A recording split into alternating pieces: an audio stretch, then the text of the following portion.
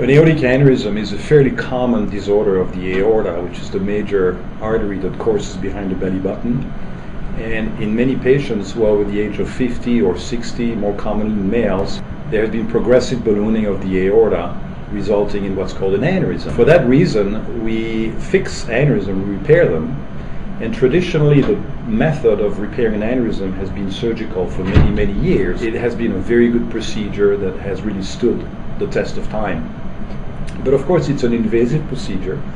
It requires an incision of the anterior wall of the abdomen, get to the aneurysm, fix it.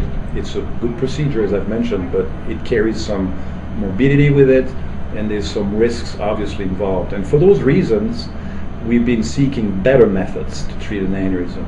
And here at St. Luke's Medical Center, we've been treating aneurysms now with lesser invasive methods called stent grafts. A stent graft is basically a stent, which is a metallic tube, if you wish, that has a cover on it. And that particular device is inserted from a small groin incision, so the patient doesn't have to undergo a major operation, but it's done via small little incisions of the groin area.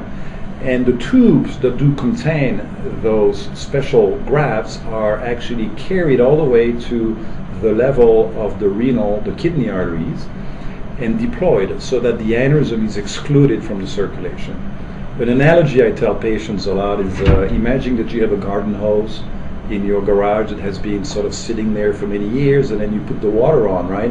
And then there's a bubble in the aneurysm. Well, one way to fix that bubble would be to take another piece of hose, if you wish, and just stick it inside the diseased bubble in the garden hose, and then there you go. The water would now flow inside the new tube, but would not flow at the bubble level anymore. So that's kind of the analogy. And it's the same basically plumbing technique that we use. We are treating the aneurysm from the inside.